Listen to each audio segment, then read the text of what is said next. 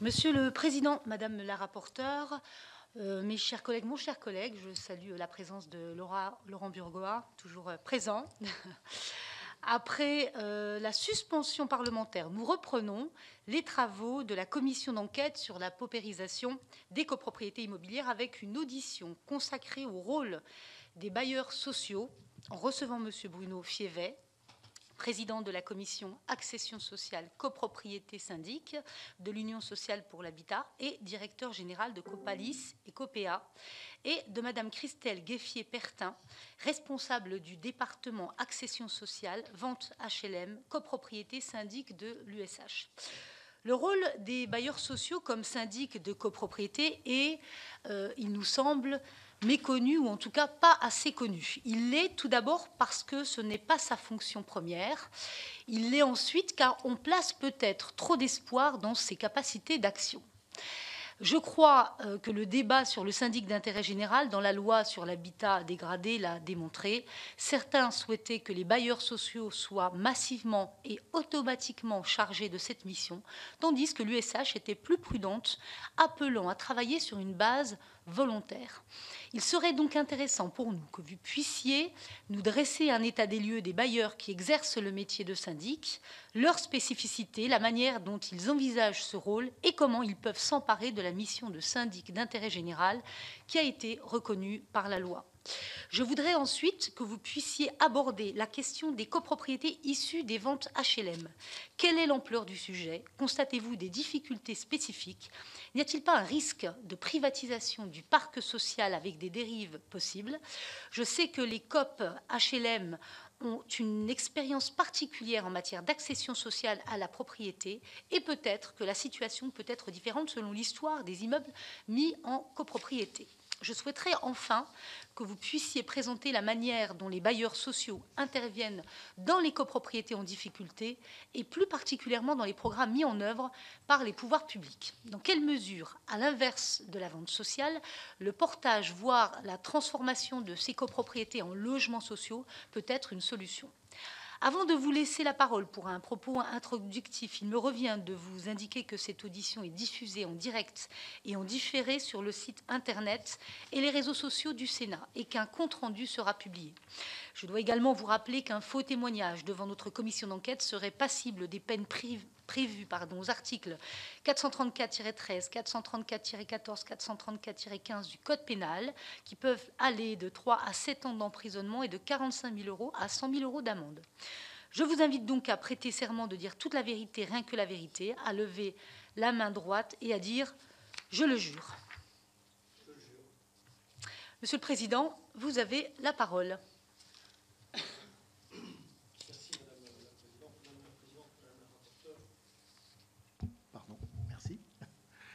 Madame la Présidente, Madame la rapporteure et vous, Messieurs, Dames, merci pour d'abord solliciter l'USH, effectivement dans un rôle méconnu, vous l'avez souligné dans votre propos liminaire, méconnu et pourtant bien présent.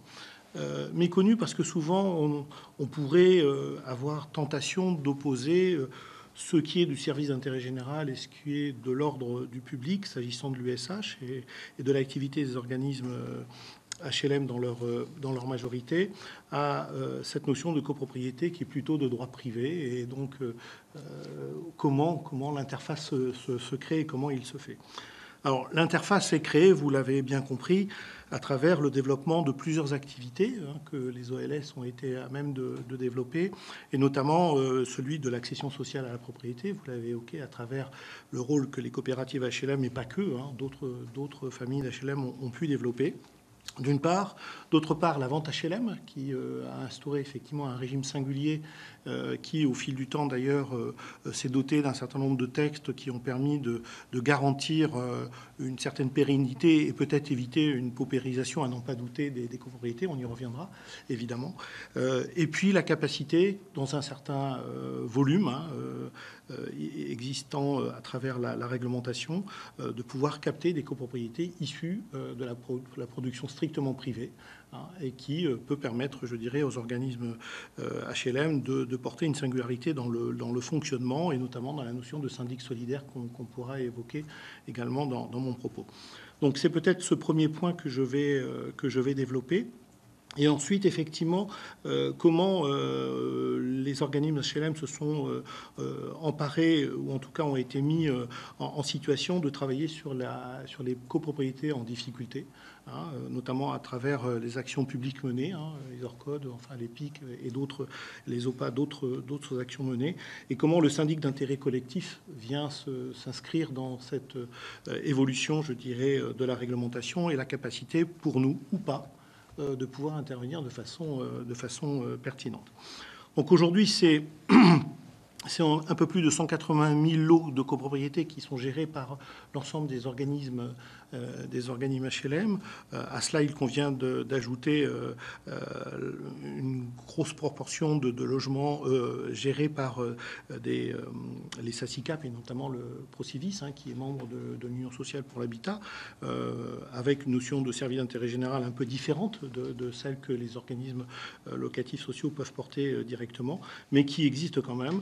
Et ces 180 000 logements sont issus donc de façon assez forte depuis un certain temps par la mise en vente d'un certain nombre de logements dans le cadre de la vente HLM et puis par le développement de l'accession sociale. Donc il était un petit peu naturel, s'agissant de ce dernier point, que les organismes qui avaient prévu au titre de l'évolution et du parcours résidentiel de permettre à des ménages de devenir pleinement propriétaires, de pouvoir, dans une continuité et dans une précaution, je dirais, de gestion du patrimoine copropriété, de pouvoir avoir la capacité d'accompagner ces accédants qui, pour souvent, étaient issus du monde HLM, mais pas que, et qui découvraient donc un monde nouveau, en quelque sorte. Hein, savoir, finalement, le rôle de bailleur est très protecteur pour l'ensemble des locataires, hein, du parc, et avoir une capacité d'intervenir sur la gouvernance à travers un conseil syndical pouvait aussi amener donc nos organismes HLM à vouloir s'emparer de cet intérêt que d'accompagner nos accédants. Le deuxième volet, c'est effectivement la vente HLM. La vente HLM qui permettait aux organismes HLM de pouvoir garder la capacité de gérer la copropriété sans même avoir de syndic à élire, hein, à travers son fonctionnement. Cette singularité était portée pendant une période de 10 ans et donc permettait d'accompagner et de mettre en situation ce qu'on retrouvera dans le syndic solidaire, un certain nombre d'actions qui, dans le cadre de la loi, certes, mais au-delà de ce cadre-là, pouvaient permettre à de nouveaux accédants de garantir une pérennité du bien commun, puisque c'est de ce dont il s'agit, c'est-à-dire notamment les parties communes. Pour ce faire, donc, en quelque sorte, deux accès, hein, aux organismes HLM, s'agissant de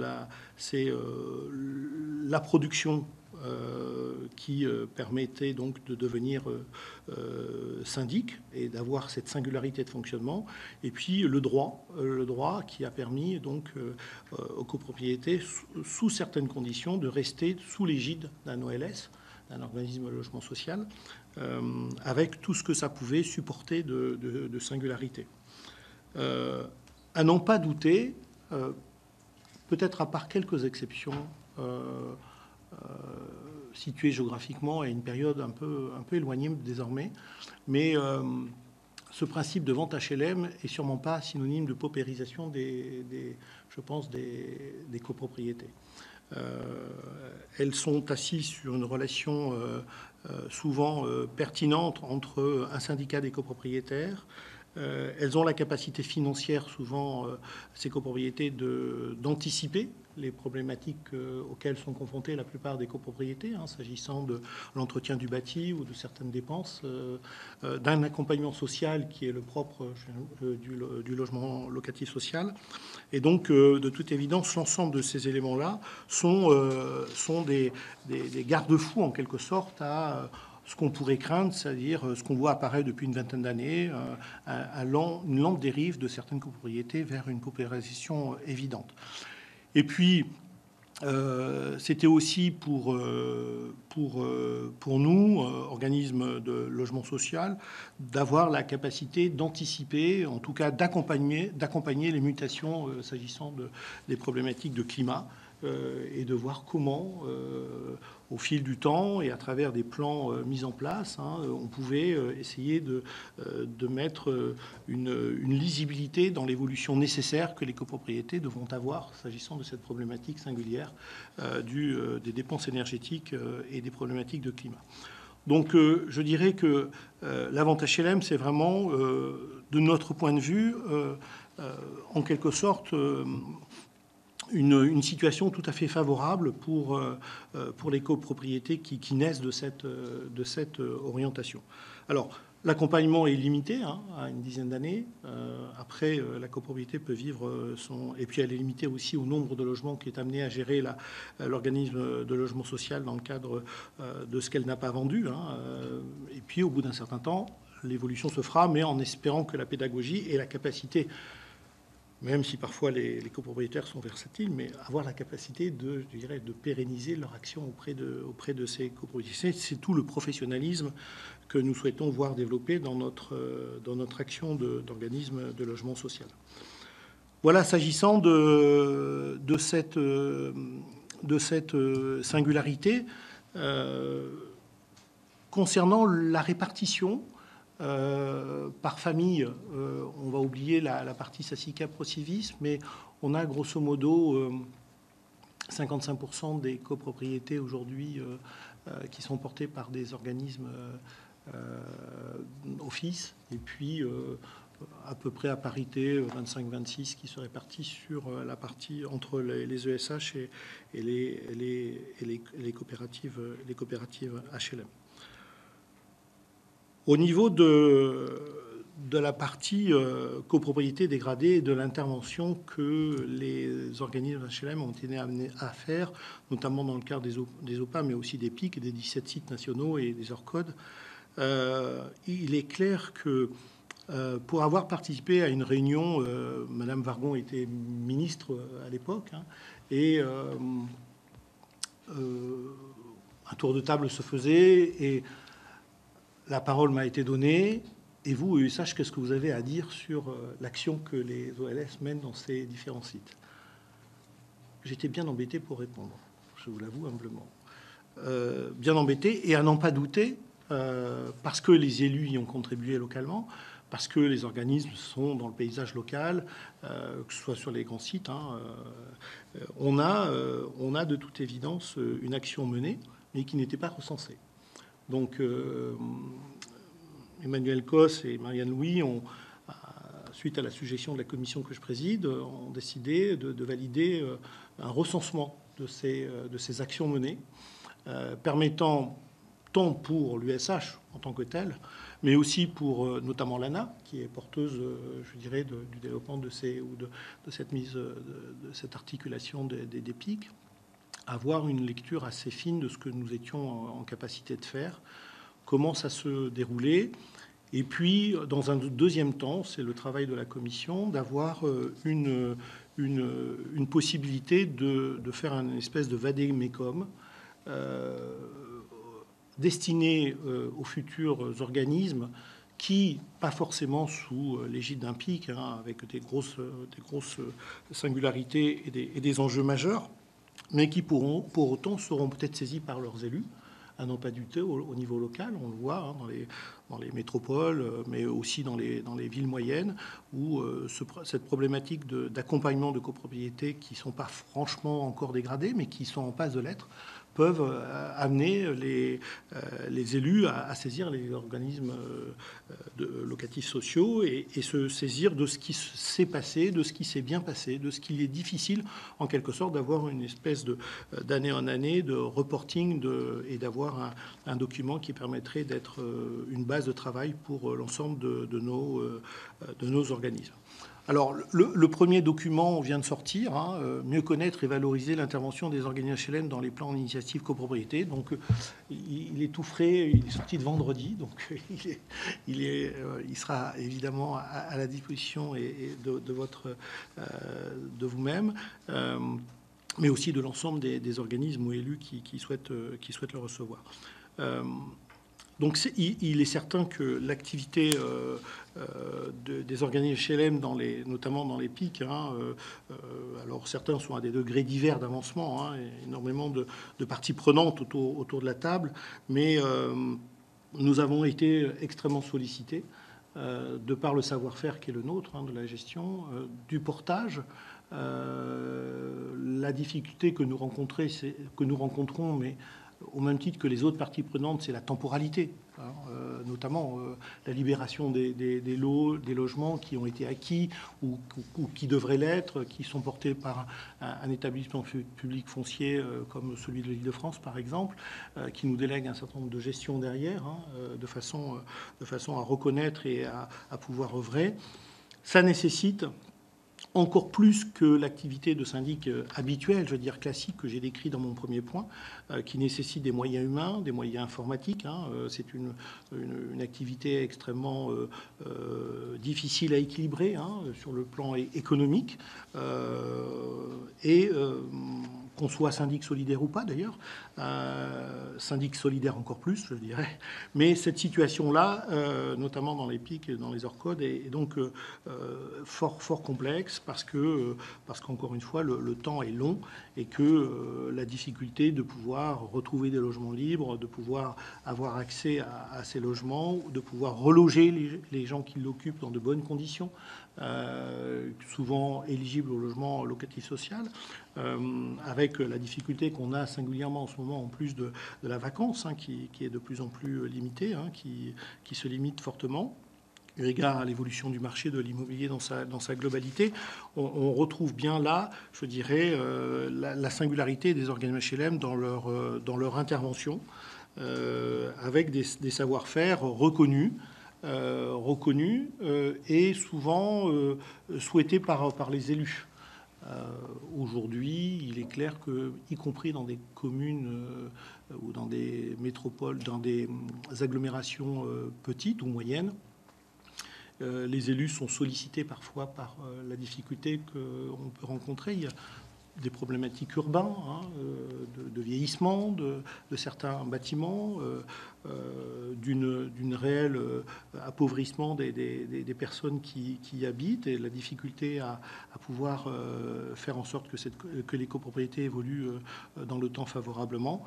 Et donc, à n'en pas douter, les élus sont amenés à se tourner vers leurs offices, leurs ESH, en disant vous savez gérer du logement locatif, pourquoi pas gérer du logement privé qui, de fait, devient presque social, de par la manière dont il est habité. Voilà, donc aujourd'hui, nous avons identifié à travers ces documents et à travers un travail qu'a réalisé Solia pour notre compte, Paris, sur une identification donc, de l'intervention des organismes dans leur... avec des disparités très fortes selon les territoires. Chacun a sa manière de gérer. Il n'y a pas une solution, mais des solutions qui permettent vraiment, à n'en pas douter, que les organismes locatifs sociaux soient vraiment partie prenante de ces politiques locales, au bénéfice évidemment des territoires et des villes. Alors, s'agissant, et vous avez souhaité attirer notre attention sur la loi récente du syndic d'intérêt collectif, alors, il est clair que, et je crois qu'on s'est déjà positionné à travers soit notre présidente, soit d'autres acteurs de l'USH sur la nécessité de mettre en place cette loi à travers la loi Habitat dégradé, ce syndic d'intérêt collectif. Il y a deux manières d'intervenir à la date d'aujourd'hui. Soit un mandataire ad hoc est désigné par le juge et laisse en place le syndic qui est présent, soit un administrateur provisoire qui peut, à sa demande, permettre à un organisme de locatif social de devenir syndic. En tout cas, de l'accompagner, parce que sur ce fonctionnement. cette position, la dernière est assez simple, celle que je viens d'évoquer, c'est-à-dire le rôle d'un administrateur mandataire. Après, c'est une question de moyens, d'identification de la situation. C'est peut-être là que c'est un peu compliqué dans la prise de position, hein. Mais c'est possible. S'agissant que la loi a donné de droit la capacité aux organismes locatifs sociaux d'être syndic d'intérêt collectif. Alors que pour un syndic, je dirais, classique, il faut que ce soit un arrêté préfectoral qui légitimise la demande. S'agissant d'un administrateur, d'un mandataire ad hoc, c'est un peu plus compliqué parce que le syndic reste en place et qu'il va falloir travailler finalement à trois, avec un mandataire qui n'y connaît pas toujours grand-chose, il faut bien dire les choses, hein. Aujourd'hui, on a quand même, s'agissant des administrateurs, un défaut de connaissance de la singularité de syndic et notamment des difficultés que peut rencontrer une copropriété qui fait que parfois on se retrouve avec une situation, une fois que ça a été mis sous l'égide d'un mandataire, aggravée par rapport à la situation initiale, hein. On peut toujours demander qu'est-ce qui est du domaine du trend, qu'est-ce qui est du domaine de la réalité, du manque de professionnalisme ou d'intérêt qu'a peut avoir un mandataire.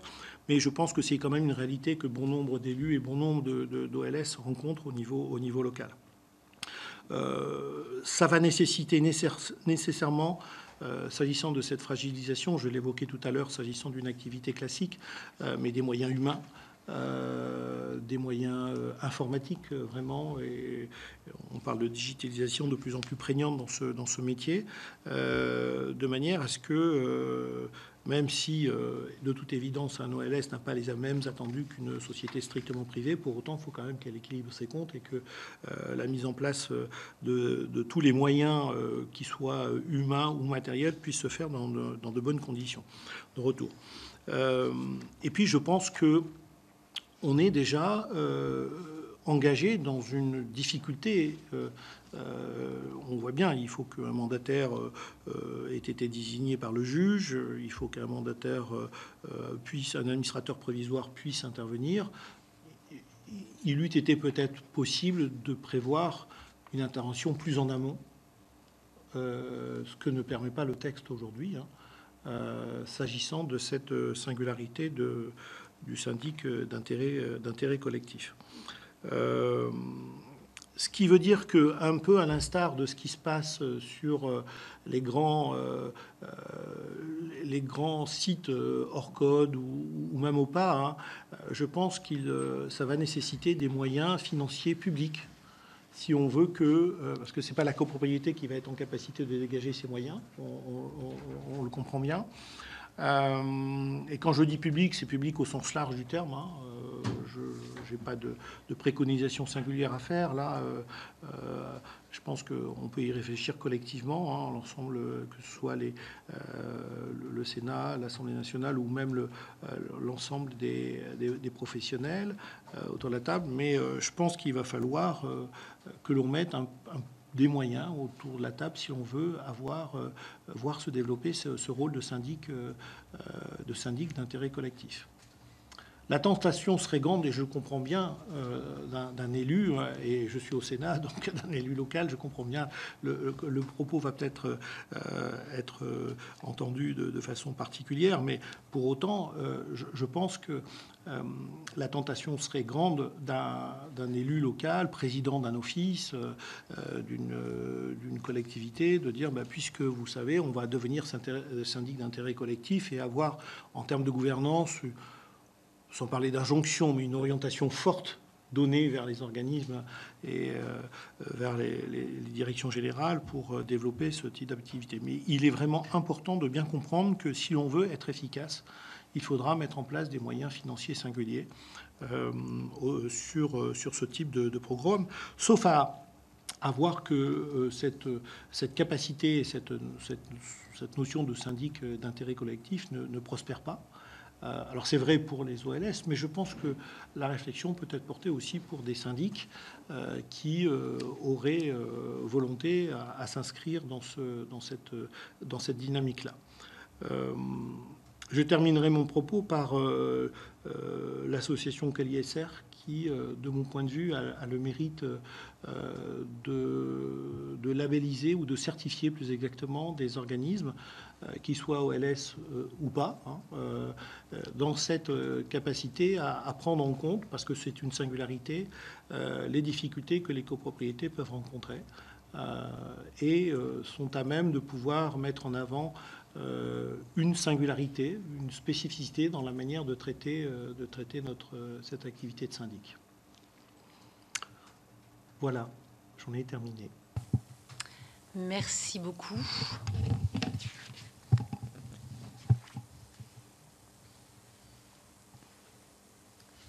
Madame Christelle Gueffier-Pertin. Oui, peut-être pour compléter les propos de Bruno Fievé, plus exactement sur l'intervention des organismes HLM, donc dans les copropriétés en difficulté. Il est vrai que les organismes sont l'un des maillons de ces opérations complexes qui s'inscrivent dans la longue durée et qui visent donc à améliorer les situations de fragilité des copropriétés et les dysfonctionnements repérés. L'expertise multidisciplinaire des bailleurs HLM pouvant être mobilisée au service des copropriétés fragiles et en difficulté est aujourd'hui davantage identifiée par les acteurs de la copropriété, car les organismes ont pu démontrer dans le cadre des opérations en suivi national au PIC, ils ont pu démontrer leur professionnalisme dans le cadre d'une multiplicité d'interventions, que ce soit dans le cadre de portage de l'eau, dans le cadre de portage ciblé de l'eau, pour remettre à flot la copropriété et ensuite revendre ces lots en accession sociale. Le portage massif qui, lui, a pour ambition donc de modifier la gouvernance de la copropriété et les équilibres sociaux de la copropriété. Donc, l'idée, c'est de pouvoir acquérir un nombre conséquent de lots sur une durée allant de 10 à 15 ans. Et ensuite, cette copropriété mixte pourrait continuer de vivre. Et troisième possibilité dans le cadre du portage de l'eau, c'est le portage complet de recyclage, là plutôt dans des copropriétés qui ne peuvent plus rester sous le statut de la copropriété en raison des difficultés, des lourdes difficultés repérées, que ce soit des difficultés sociales, financières, de bâti. Et donc, l'organisme HLM qui puisse intervenir donc, pour racheter la totalité des lots et ensuite ou maintenir cette copropriété donc, dans une résidence devenue 100% HLM ou alors une copropriété qui serait vouée à la démolition. Donc ça, c'est vrai que cette activité de portage de l'eau me paraît intéressante de souligner. Elle nécessite de la part des organismes une compétence et une expertise forte pour mener à bien cette mission. On pourrait parler également de l'administration de biens, de la gérance locative, de la hémotechnique, de la partie aussi relogement, qui est un des gros sujets qui mobilise fortement les organismes, qu'ils soient opérateurs de portage ou mis à contribution au relogement dans la mesure où ils possèdent du parc locatif social à proximité du site concerné. Et puis, bien sûr, l'exercice du métier de syndic, de redressement, qui, en effet, nécessite une expertise et des savoir-faire pointus pour être en capacité donc, de redresser ces copropriétés dans leur globalité. Voilà ce que je voulais rajouter. Merci beaucoup. Je vais maintenant à Marianne Margaté, notre rapporteure. Oui, merci Madame la Présidente. Merci pour votre présentation, vos premiers propos. On a l'impression que les OLS sont de plus en plus un maillon sur lequel beaucoup d'espoirs sont fondés en effet, Madame la Présidente l'a dit, peut-être trop d'espoir, et on comprend bien. Moi, je pense que quand même, il n'est en effet pas très simple pour les OLS d'arriver notamment dans un domaine privé de la copropriété. Et je dirais que en plus, le contexte est d'autant plus difficile avec une crise du logement qui vient exacerber toutes les tensions, exacerber toutes les tensions, que ce soit dans le domaine du logement, sur les questions financières des OLS. Enfin bon, on voit bien que vous êtes très attendu dans un contexte qui est extrêmement complexe et tendu par ailleurs. Moi, j'avais plusieurs petites réactions, plusieurs questions. Au fil des auditions, on entend aussi beaucoup la question de l'information préalable, quand on est locataire, on ne devient pas propriétaire comme ça, copropriétaire comme ça. Et la vente HLM est un changement pour ceux qui les occupent de statut, et puis un changement total de manière d'appréhender son logement dans la copropriété. Est-ce que, et au fil des auditions, on a bien compris que c'était un moment un peu charnière, ce moment d'information préalable, pour que les locataires puissent décider en connaissance de cause d'acheter ou pas. Enfin voilà. Est-ce que vous avez une démarche particulière au moment de ce passage ?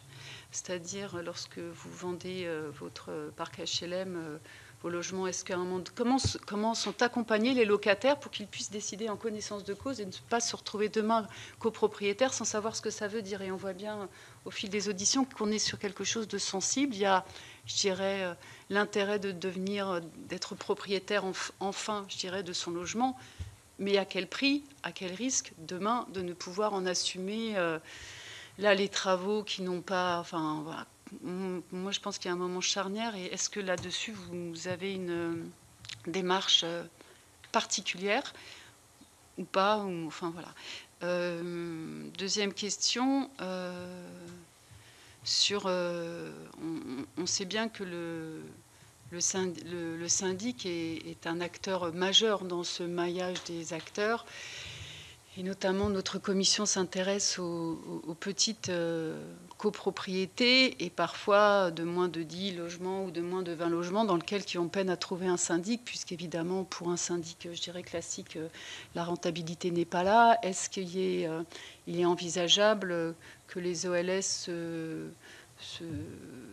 positionnent peut-être avec l'idée de mutualiser plusieurs petites copropriétés, enfin bon, une démarche qui fasse qu'à un moment donné, il puisse y avoir réponse apportée à ces petites copropriétés sur lesquelles on a quand même du mal qui restent quand même un impensé, un impensé sur lequel l'action est difficile, on voit bien. Mais pour autant, ils sont bien là et elles continuent de se dégrader. Et peut-être deux autres questions. Est-ce que vous êtes bailleur social, le métier de syndic, c'est un métier en tant que tel. Est-ce qu'il y a un dispositif de formation, d'accompagnement, de jeu particulier qui est mis en place? Puisque voilà, c'est un peu aussi sur cette nécessité de formation, de spécialisation. On voit bien qu'elle est souhaitée auprès de plein d'acteurs de ce maillon de la chaîne là, et que bon, est-ce que c'est le cas? Est-ce qu'il y a une formation des OLS vers le métier de syndic? Est-ce qu'il y a d'ailleurs des obstacles, des réticences? Enfin, comment ça se passe? Et enfin, une dernière question. Vous êtes maintenant acteur d'un schéma, on l'a dit, dont on a beaucoup souligné la complexité, la multiplicité d'acteurs. Quelles sont, à votre avis, les bonnes pratiques d'un partenariat pour que ça se passe, bien dans l'expérience que vous pouvez avoir en tant qu'OLS, que ce soit notamment sur toute la reprise, vos interventions dans les PIC, les OPA, etc. Est-ce qu'il y a des choses qui vous semblent être améliorées ou des points forts qu'il faut préserver absolument, d'autres qu'il faut consolider? Voilà, je souhaitais vous entendre sur ces 4 points. Je vous remercie. Je n'oublie pas. Enfin, on n'a pas une pratique, mais des pratiques. Je dirais qu'il y a presque autant d'organismes de logement social que de pratiques. Alors, de toute évidence, on ne devient pas syndic de copropriété par hasard. Et donc, ça provient souvent d'une réflexion mesurée de la part des gouvernances de nos organismes, qu'il s'agisse d'ailleurs de vente HLM ou de copropriété issue de l'activité d'accession sociale à la propriété. Il n'y a pas plus d'accompagnement ou pas moins, je dirais, s'agissant de l'une ou l'autre. À la différence près que, s'agissant d'une vente HLM, l'OLS reste dans des conditions très préférentielles, puisqu'il est porteur, de par le droit, de son rôle, et que toute sa pertinence, je dirais, technique, gestion patrimoniale, sociale, et j'en passe, sont au service. Pour ce faire, je réponds à votre question. Oui, nous avons des formations propres au mouvement de l'USH, notamment à travers l'AFPOLS, où on a des formations régulières s'agissant du développement d'une activité de syndic de copropriété. Et puis, je dois dire que presque chaque famille HLM développe aussi, dans sa singularité de fonctionnement, que ce soit les offices, les ESH ou les coopératives. Moi, étant issu de cette fédération, de cette dernière fédération des coopératives, on a en nos seins des tenues régulières de formation des collaborateurs et d'approche des singularités de notre fonctionnement en tant que syndic. Donc oui, la spécificité des copropriétés, elle est prise en compte à travers, certes, un cadre de loi qui est exigeant, la loi de 65, mais qu'on essaye de développer de façon singulière, sans être évidemment à l'encontre de la loi, bien au contraire, à travers peut-être des visites mensuelles avec le conseil syndical, de manière avec des tenues d'assemblée générale, voire extraordinaires, et une codification des coûts qui ne soit pas forcément celle qu'on peut retrouver classiquement dans un syndic complètement privé. Peut-être faire bénéficier d'un certain nombre de contrats de service s'agissant de la gestion des parties communes avec le rôle que peut avoir l'OLS localement. Bon, là, à travers la commande publique, on peut avoir accès à un certain nombre de choses et par transposition, on peut aussi peut-être faire bénéficier ces coopératives d'un certain nombre d'avantages en termes de coûts. Et donc ça, c'est quand même quelque chose qui est une singularité, me semble-t-il, qui est développée, et quelle que soit la famille, en quelque sorte. C'est pas la singularité de la Fédération des coopératives ou de celle des ESH ou des offices. C'est vraiment au coup par coup, je dirais, des choses qui sont mises en place. Qu'il est plus facile de mener, encore une fois, quand on fait de la vente HLM, parce qu'on reste en quelque sorte leader, on tient le manche, si je puis me permettre, ce qui n'est pas le cas quand on est en vente classique. On peut, pour des raisons financières, de quelques euros, être mis en cause dans son rôle de syndic au bout d'un an, 2 ans, 3 ans, enfin les mandats classiques que nous pouvons prétendre. Et ça, ça peut être vécu comme un échec, finalement. Mais parce que derrière toute action, et je le soulignais dans mon propos tout à l'heure, il y a la nécessité de mise en place de moyens humains. Il n'y a pas de secret. Si on veut être présent dans les copropriétés, il faut pouvoir les visiter, il faut pouvoir répondre aux sollicitations, il faut pouvoir accompagner, il faut avoir une connaissance intime et fine. Donc il y a des ratios qui sont peut-être plus légers en nombre, en équivalent homme-équipe par rapport à un certain nombre de lots qui sont différents peut-être selon les organismes, mais qui sont de toute façon toujours dans une légitimité de bon fonctionnement. Donc ça, c'est sur la partie information. S'agissant de la vente HLM, plusieurs organismes, et encore une fois, je l'évoque, il n'y a pas une manière de faire, mais des manières de faire, mais sont là dans l'acculturation auprès des nouveaux copropriétaires de cette singularité, et d'avoir en quelque sorte, c'est aussi rassurant pour eux, d'avoir en quelque sorte le bailleur social qui a vendu, qui est toujours présent. Parfois, on pourrait imaginer qu'il y ait une certaine défiance. je sors du logement social et j'ai envie de m'en libérer, enfin en quelque sorte, intellectuellement, parce que je suis vers une progression et je vais vers l'accès à la propriété. Et puis finalement, non. Finalement, on s'aperçoit que la relation, elle reste plutôt qualitative, bonne, parce que ça passe par une formation des syndicats de copropriétaires, qu'il est utile de faire. Pour information, la Fédération des coopératives met en avant 2 fois par an une formation des syndicats de copropriétaires, de façon à aborder des sujets d'ordre technique, d'ordre juridique, d'ordre financier, de manière à ce qu'ils soient un peu plus acteurs que s'ils n'avaient pas cette formation et cette singularité et puis s'accorder sur comment fait-on pour avoir, au regard des majorités qualifiées que représente la loi de 65, où souvent l'absent a raison, malheureusement.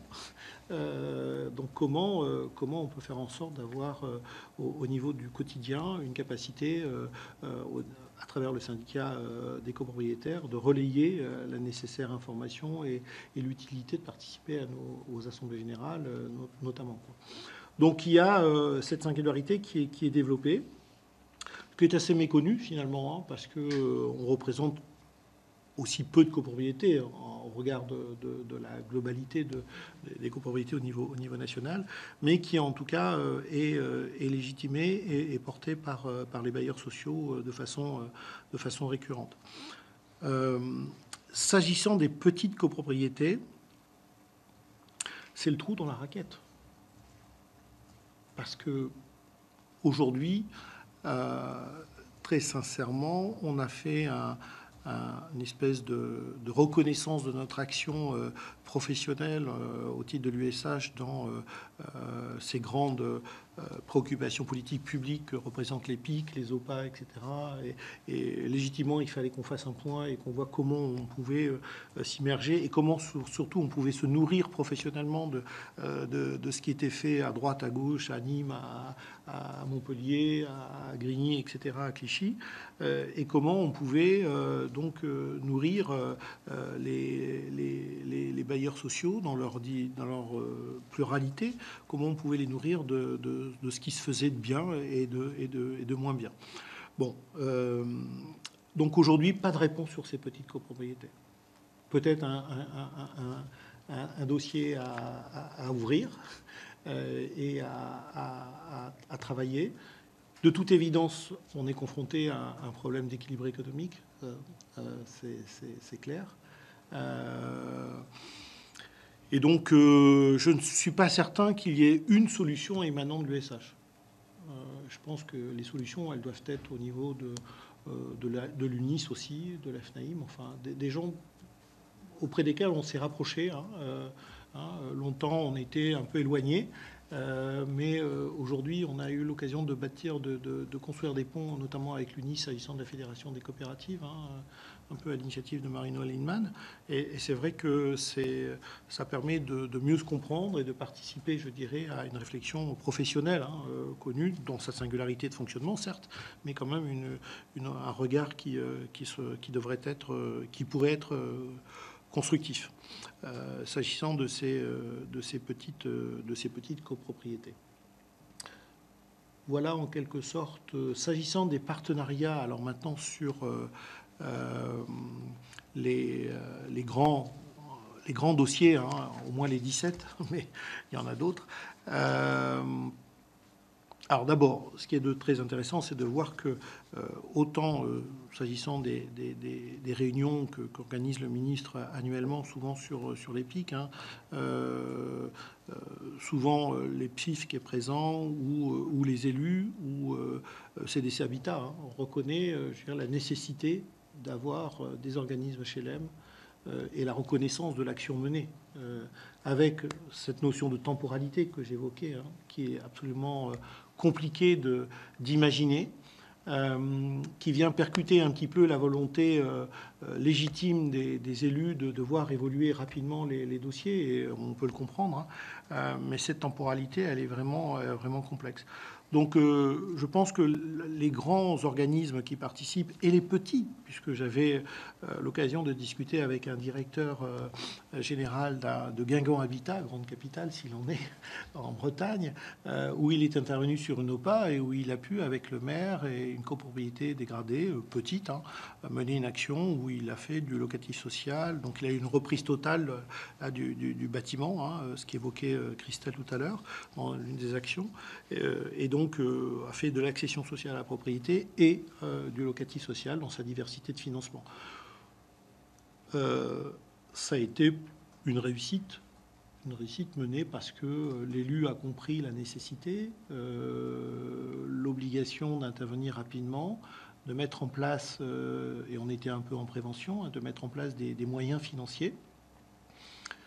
Mais ce n'est pas forcément l'échelle des gros dossiers sur lesquels on peut réfléchir, s'agissant des 17 sites, où là, nécessairement, je dirais, l'amélioration, je ne sais pas si on a peut-être des moyens humains et financiers surtout qui permettent de justifier d'un relogement plus facile. Aujourd'hui, la mise à disposition des logements réellement dans le fait qu'ils soient libérés, soit par des personnes qui occupent légitimement ces logements, soit par des squats éventuellement, c'est chose peu aisée quand même. Et donc là, l'organisme locatif social ne peut pas être tout seul, forcément. Il y a une nécessité de la force publique. Enfin, il y a beaucoup de choses qui doivent intervenir. Excusez-moi, je vais revenir peut-être sur ma première question qui portait en fait sur la période avant la vente. C'est-à-dire aujourd'hui, les locataires auxquels la vente est proposée, comment est-ce qu'à un moment donné, comment est-ce que vous veillez à leur donner toutes les informations, c'est-à-dire sur qu'est-ce que ça signifie demain être copropriétaire, quel est le plan de travaux qui sera nécessaire, dans quoi vous vous engagez demain, pour pas simplement... vous allez payer la taxe foncière, voilà le plan de travaux qui sera nécessaire au vu du bâti. Voilà, moi, c'est cette étape préalable afin qu'ils puissent se porter acquéreurs en connaissance de cause, et que je souhaiterais savoir si vous avez une démarche particulière à l'égard de vos locataires avant d'effectuer réellement la vente. Merci. Alors, peut-être revenir sur quelques règles et dispositifs en vigueur en matière de vente HLM. Tout d'abord rappeler que la vente de patrimoine reste à l'initiative de l'organisme HLM et lui seul, qui inscrit donc sa politique de vente dans le cadre de son plan stratégique de patrimoine. Ne peuvent être mis en vente que des logements dont il est propriétaire depuis plus de 10 ans. Ces logements doivent répondre à des normes d'habitabilité minimales, ainsi qu'à des normes de performance énergétique, des PE classés entre le A et le E, ce qui veut dire que les patrimoines classés F et G ne sont pas proposés à la vente aux locataires, sauf à céder ces logements dans le cadre d'un contrat de vente d'immeubles à rénover, la VIR. Et dans ce cas-là, ces normes d'habitabilité et de performance énergétique doivent être remplies après la réalisation des travaux. Donc il y a éventuellement cette possibilité. Sinon dire que... plusieurs dispositions vont dans le sens d'une surveillance du bon fonctionnement de la copropriété mixte, qui est donc créée dès la vente du premier logement. Alors, notamment, donc, l'organisme HLM vendeur peut, s'il le souhaite, être syndic de droit, tant qu'il détient un logement dans la copropriété.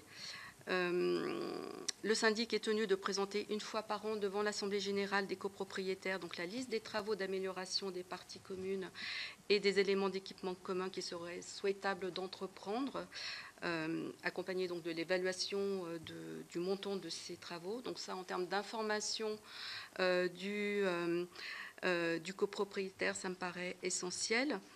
Il doit surtout communiquer, l'organisme HLM, des informations préalablement à la vente pour vraiment que le ménage s'engage en toute connaissance de cause. Donc, il doit lui préciser donc, le montant des charges locatives et, le cas échéant, donc, les charges de copropriété des 2 dernières années, si les meubles étaient déjà en copropriété, la liste des travaux réalisés des 5 dernières années, et puis, dans la mesure du possible, une liste de travaux d'amélioration des parties communes et des équipements collectifs qu'il serait donc souhaitable d'entreprendre, accompagnés donc du montant global de ces travaux et de la quote-part pour le futur accédant. Donc, ces dispositions permettent au futur accédant de pouvoir intégrer au préalable dans son plan de financement cette future dépense qu'il serait amené à dépenser à moyen et long terme. Maintenant, les organismes HLM, dans leur très très grande majorité, tous réalisent les gros travaux avant la mise en vente de leur patrimoine pour s'assurer justement que ces nouvelles copropriétés créées n'engendreront pas de grosses dépenses de charges de copropriété, donc à court et moyen terme, c'est-à-dire sous 5-10 ans, pour les nouveaux accédants. Donc ça me paraît très important de le signaler. Et puis aussi l'organisme HLM, tant qu'il est copropriétaire d'un logement dans cette copropriété mixte, eh bien, il peut mettre à disposition son personnel au syndicat des copropriétaires, donc dans le cadre de missions de gardiennage, d'entretien technique courant. Et tout cela participe au bon fonctionnement des équipements communs, donc dans le cadre de cette prestation de mise à disposition. Et enfin, pour sécuriser l'accédant, qui est un primo-accédant, bien sûr, lorsqu'on vend du patrimoine aux locataires en place, mais même lorsque c'est une vente d'un patrimoine locatif vacant, 9 fois sur 10, l'accédant de ce logement est un primo-accédant. Eh bien, voilà, pour sécuriser ce parcours résidentiel, parce que c'est bien ça l'enjeu, une clause de rachat est maintenant prévue, suite à la loi Elan. Cette clause de rachat donc, est prévue dans les contrats pour toute vente consentie à une personne sous plafond de ressources de l'accession sociale. Et ce, pendant 10 ans. Le ménage aura la garantie que si par lui-même il ne trouve pas un nouvel acquéreur, eh bien l'organisme HLM vendeur lui rachètera son logement. Alors dans le cas quand même de faits générateurs très spécifiques, qui sont la perte d'emploi, la rupture du cadre familial et pour des raisons de santé. Voilà. Mais voilà, il existe donc des dispositions qui existent par le législateur pour vraiment sécuriser les nouveaux accédants, très souvent des primo-accédants, et donc avec aussi pour l'organisme HLM vendeur tout ce travail de pédagogie qui est réalisé en amont au moment où le bailleur met en vente le logement, mais pas uniquement en amont, même une fois le logement vendu, très régulièrement, les organismes HLM qui exercent le métier de syndic nous disent qu'ils réunissent régulièrement les nouveaux accédants dans le cadre de réunions d'information, réalisent des plaquettes, des guides du copropriétaire pour qu'ils comprennent bien certes leurs droits, mais également leurs devoirs, et qu'en effet, ils achètent un logement, mais qu'ils participent en tant que copropriétaires aussi au bon entretien des parties communes et des équipements collectifs, ce qui n'est pas toujours forcément bien compris, mais quand on est locataire, après tout, il n'y a pas ce sujet ne s'invite pas. Donc voilà, il y a vraiment ce souci d'accompagner le ménage dans son parcours résidentiel vers l'accession dans les meilleures conditions. Merci beaucoup. Pour compléter, je vous en prie, Monsieur le Président. Mais pour compléter le propos de Christelle, on parlait tout à l'heure de l'AFPOLS, on l'évoquait comme étant un outil de formation. Ça fait partie de ces, dans les différents points qui sont abordés dans la formation, que d'avoir cette singularité et de bien faire comprendre aux organismes qui soit font une formation complémentaire dans l'activité de syndic de manière récurrente parce qu'il faut former nos collaborateurs, soit parce qu'elle va accéder à cette nouvelle fonction de syndic au titre de l'évolution de sa gouvernance et de son offre d'activité. Cette singularité qu'évoquait Mme Margaté sur la nécessaire implication des futurs copropriétaires dans les engagements qui vont être les leurs, dans les contraintes que ça peut représenter aussi, c'est toujours un plan, ça fait partie de ce plan de formation qui est en tout cas préconisé par un organisme qui est très proche de l'USH. Merci beaucoup. Laurent? Oui, je t'en prie. Je m'avais demandé la parole. Madame la Présidente, Madame la rapporteure. Merci beaucoup, Monsieur le Président et Madame la Directrice pour vos propos. Moi, j'aimerais vous interroger pour savoir, vous avez parlé donc de savoir combien, est-ce que vous avez des statistiques sur le nombre de bailleurs sociaux qui ne sont pas favorables justement à ce que vous dites, c'est-à-dire qui ne souhaitent pas aller vers un syndic de copropriété, encore moins, j'allais dire, dans un parcours résidentiel vers l'accession à la propriété.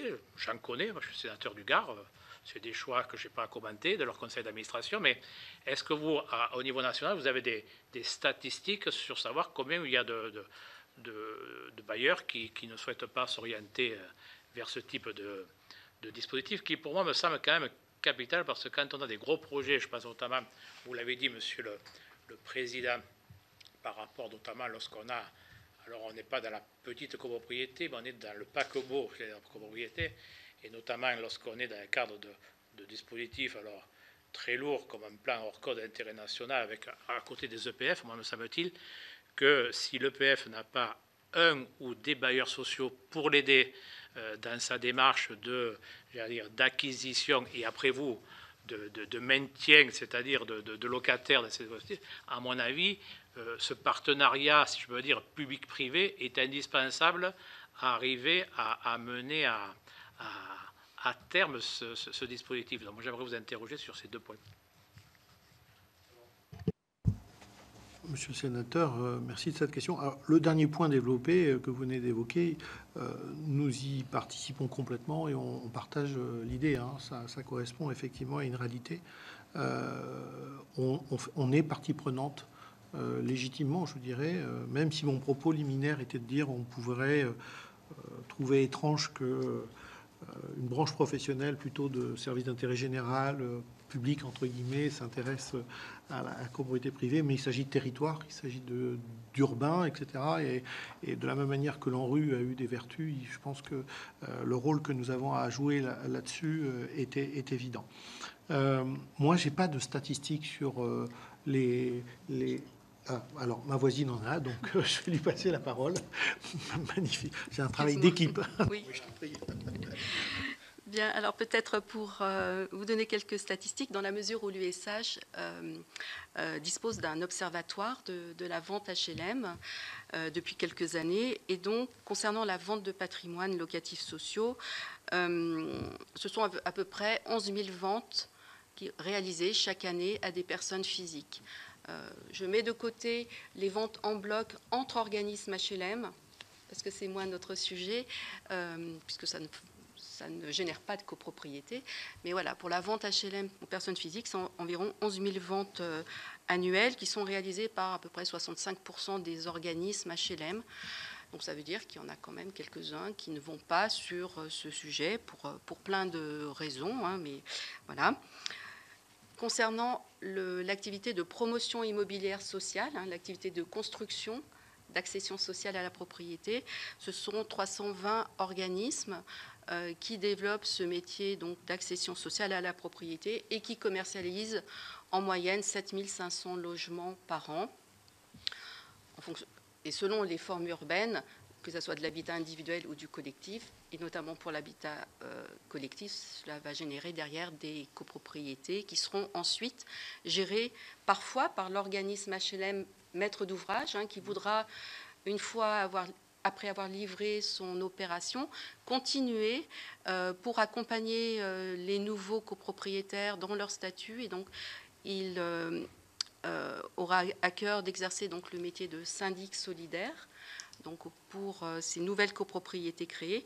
Et comme pour la vente HLM, la plupart des organismes HLM vendeurs de patrimoine, derrière, prennent le mandat de syndic de droit et donc sont syndics des nouvelles copropriétés. Voilà pour les quelques statistiques que je pouvais vous apporter. Par contre, je n'ai pas vu tout à l'heure, il va falloir que vous puissiez jurer Voilà. de dire la vérité tout à l'heure. Merci. Simplement, pour vous répondre, il y a très peu de bailleurs sociaux qui, de leur fait, vont rechigner à rentrer sur une activité qui pourrait générer un revenu. Concernant la vente HLM, c'est quelque chose qui nous a été proposé par les pouvoirs publics et la législation, elle s'est construite au fil de l'eau, le plus souvent à notre demande, parce qu'on a appris aussi de nos erreurs, il y en a eu au début, et qu'on continue à apprendre. Simplement, derrière chaque bailleur social, vous le disiez un peu en filigrane, il y a une gouvernance, et effectivement, les gouvernances prennent des décisions, des orientations. Nous, on les constate. Alors, parfois, elles sont à notre avantage, parfois pas. Et donc, les bailleurs sociaux font avec. Effectivement, l'équation économique est parfois pas évidente à réaliser. Et donc, les bailleurs font des choix parmi tous les outils qui leur sont offerts, en lien avec leur gouvernance, encore une fois. Et donc, il y a des gouvernances qui sont allées fortement sur la vente HLM. Mais Christelle le disait, c'est à peu près 11 000 logements. On pourrait potentiellement en faire 5 fois plus. Le fait est que si on ne le fait pas, il y a des choix politiques, mais il y a surtout des choix économiques derrière. C'est-à-dire qu'on a voulu, et pour répondre à votre question, la législation autour de la vente à l'HLM, on l'a voulu bien encadrer, à la fois pour protéger le bailleur social et protéger le patrimoine HLM, mais surtout pour protéger les locataires. Parce qu'effectivement, la vente HLM, ça remonte quand même à un petit moment. Sur les premières opérations, il y a eu des choses qui ont été faites. Il y a même à une époque, territoire que Madame la Présidente connaît bien, des candidats qui s'implantaient sur des territoires proposant l'achat à 1 € de patrimoine aux veuves de mineurs. Là, il se trouve que les gens, à l'époque, ont découvert qu'une fois qu'il n'y avait plus un bailleur social derrière, c'était aux propriétaires de faire les travaux, ce qui, effectivement, a généré un peu de déception à l'époque. Donc, on est à la fois des agents économiques et des agents du territoire. Et donc, on fera toujours très attention à cet équilibre entre les décisions qu'on peut prendre économiquement. Et vous le savez tous ici, l'équation économique pour les bailleurs sociaux, elle est de plus en plus compliquée pour tous. Et à la fois, le rôle, j'allais dire, un rôle de républicain sur les territoires par rapport à toutes les questions qui ont été formulées. Demain, si une copro se retrouve en difficulté de notre fait, en termes d'image pour le logement social et pour le bailleur social, c'est catastrophique. Le peu de gains qu'il aura eu sur des choix malheureux, il les paiera en aval 10 fois plus. Donc on a aussi une responsabilité là-dedans qu'on prend très à cœur. Mais encore une fois, que ce soit pour la vente ou pour la copro, notre intervention pour les copros, c'est quand même très récent à l'échelle du logement social. Ce sont des élus locaux qui sont venus nous solliciter, notamment en Île-de-France, un ancien membre du Sénat. Et donc, on a appris aussi avec les élus locaux à construire toute une législation et un cadre d'intervention. Et on continue aussi à renforcer, comme on l'a fait un peu sur la vente HLM. Et puis, là, pour compléter, la vente HLM répond aussi ou pas à des politiques locales. Moi qui suis breton, Rennes Métropole n'accepte absolument pas la vente HLM pour des raisons d'investissement, considérant que l'État s'est désengagé très fortement de la production de...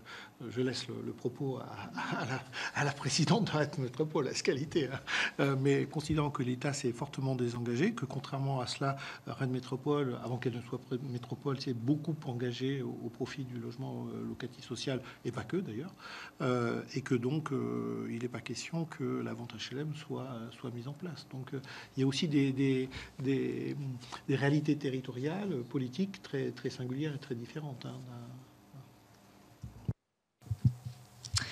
Merci beaucoup pour ces éclairages. Peut-être peut-être pas une dernière d'ailleurs, hein. Marianne, tu auras peut-être d'autres questions. Je reviens plutôt finalement sur le phénomène dans sa globalité de paupérisation des copropriétés. Est-ce que vous avez le sentiment aujourd'hui d'un développement de ce phénomène de paupérisation. J'ai bien entendu votre engagement qui est de dire, lorsqu'on le vit, forcément, on le gère. Mais est-ce que vous avez ce sentiment-là? Et si oui, est-ce que vous avez des chiffres? Et puis, vous avez évoqué tout à l'heure la situation dont on entend beaucoup parler de par nos élus locaux. Ce sont ces élus, en effet, qui sont confrontés aujourd'hui à des copropriétés en difficulté dans leur territoire privé et qui viennent vous voir pour vous demander si vous pouvez les aider, si vous pouvez intervenir et si oui, comment. Quelle réponse apportez-vous aujourd'hui? Est-ce que vous avez une doctrine là-dessus? J'ai bien entendu que chacun, mais ça nous intéresse aussi de vous entendre là-dessus. Merci.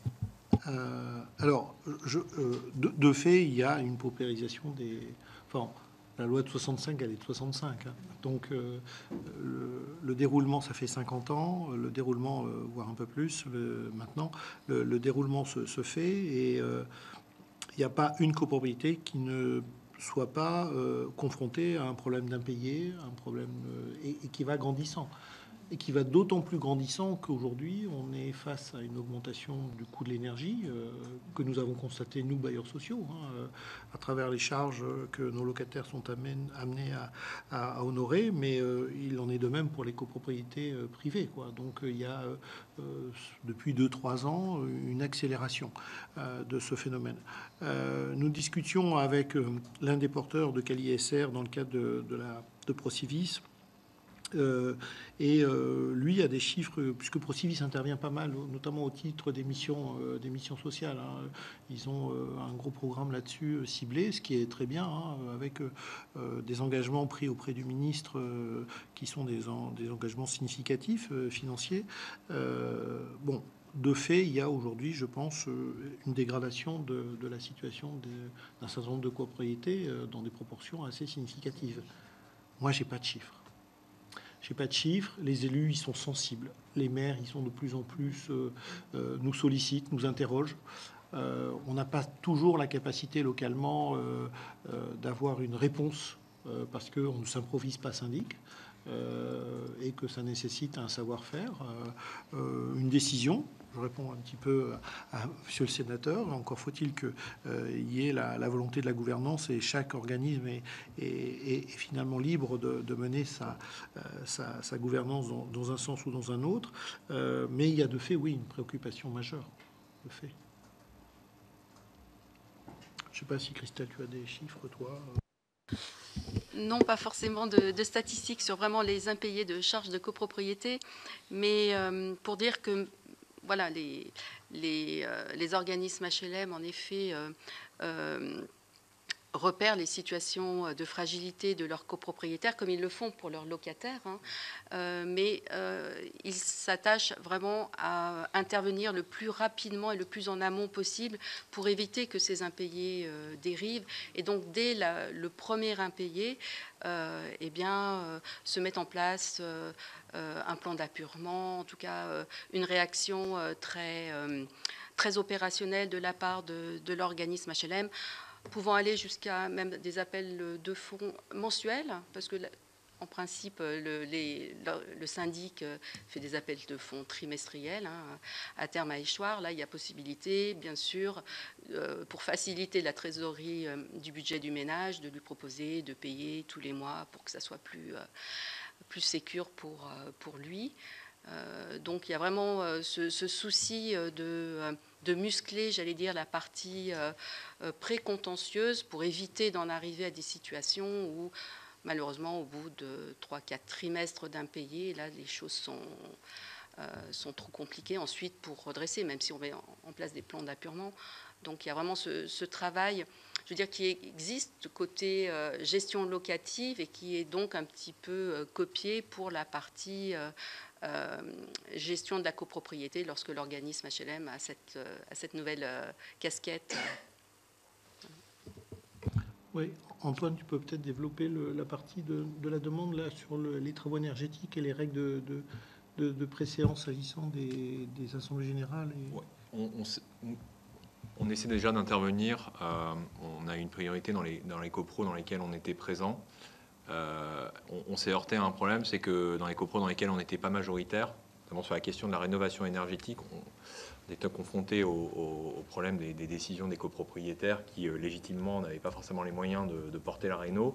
On a porté, dans le cadre des présents textes de loi sur le sujet, des demandes d'évolution législative pour que les bailleurs sociaux en responsabilité puissent porter la réno énergétique de la copro.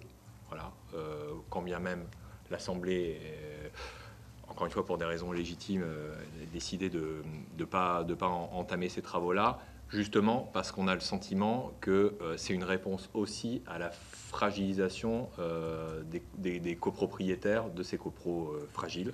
Voilà, donc ça, on l'a travaillé à l'époque avec le cabinet. Donc, c'est très récent et c'était une demande des bailleurs sociaux qui était, c'est vraiment pour le coup, ça c'est une demande qui vient de chez nous, des bailleurs qui étaient présents dans ces copros et qui voyaient un peu l'inaction et l'inertie sur le sujet de la rénovation énergétique et la copro qui plongeait à cause de ça. Et donc en responsabilité, les bailleurs ont demandé à pouvoir faire le portage de ces travaux en lien avec les partenaires et voilà, d'avoir